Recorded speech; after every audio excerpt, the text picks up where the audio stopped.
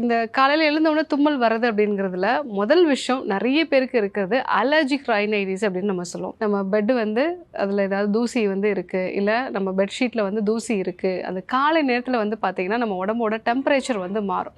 அந்த சமயத்தில் நமக்கு இந்த தூசி எல்லாமே ஒரு அலர்ஜியை வந்து க்ரியேட் பண்ணும். ஆல்ரெடி உடம்பு பித்த உடம்பாக இருந்துச்சு அப்படின்னா அவங்களுக்கு இந்த அலர்ஜி இன்னும் கொஞ்சம் அதிகமாக வரலாம்.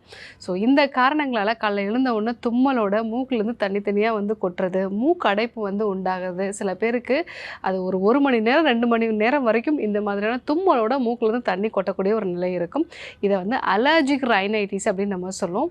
ஸோ இது வந்து இந்த டஸ்ட்டுக்கு எக்ஸ்ட்ரா நம்ம பாடி வந்து ரியாக்ட் பண்ணுறது, அதனால வருது. இன்னொரு விஷயம், ஒரு சிலருக்கு அலர்ஜியே வந்து இருக்காது, ஆனாலும் மூக்குலேருந்து தனித்தனியாக கொட்டுறதோ இல்லை வந்து தும்மல் தொடர்ந்து வந்து இருக்கும். இது வந்து வாசோமோட்டார் ரைனைட்டிஸ் அப்படின்னு நம்ம சொல்லுவோம். நார்மலாக நம்ம தூங்கும்பொழுது உடல் ஒரு வெப்பநிலையில் இருக்கும். காலையில் எழுந்திருக்கும் போது நம்ம சுற்றி இருக்கக்கூடிய வெப்பநிலை, அந்த குளிர்ந்த ஒரு காற்று வந்து உள்ளே போகும் பொழுது நம்மளோட மூக்கோட உள்பகுதியில் இருக்கக்கூடிய இரத்த குழாய்கள் வந்து அதிகமாக விரிவடைய ஆரம்பிக்கும். அதாவது வாசோமோட்டார் அப்படின்னு நம்ம சொல்கிறது. அந்த மாதிரி விரிவடையும் பொழுது அங்கே டஸ்ட் பார்ட்டிகல்ஸோ இல்லை வந்து சாதாரணமாக நம்ம உள்ள காற்று, கோல்டான ஒரு காற்று உள்ளே போனால் கூட நமக்கு அலர்ஜிக் ரியாக்ஷன்ஸ் வந்து வரும்.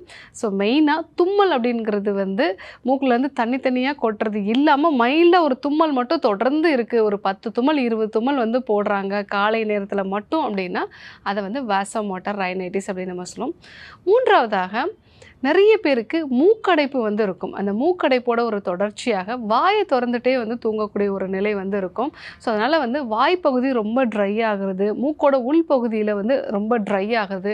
இந்த மாதிரி வறட்சி அடைகிறதுனால காலையில் எழுந்த உடனே அந்த ஒரு மூக்கோட உள்பகுதியிலேருந்து நமக்கு கொஞ்சம் ஒரு ஈரப்பதம் வந்தது அப்படின்னாலே உடனடியாக வந்து தும்மல் வந்து வர ஆரம்பிக்கும். இது நிறைய பேர் இந்த நேசல் பாலிப் இருக்கிறவங்க வந்து இந்த விஷயத்தை வந்து உணரலாம்.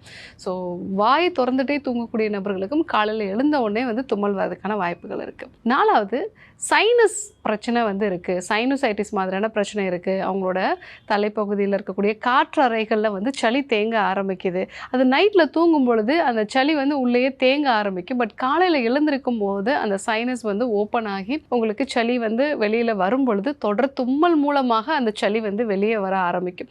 ஸோ சைனசைட்டிஸ் பிரச்சனை இருக்கிறவங்களுக்கும் இந்த பாதிப்புகள் வந்து வரலாம்.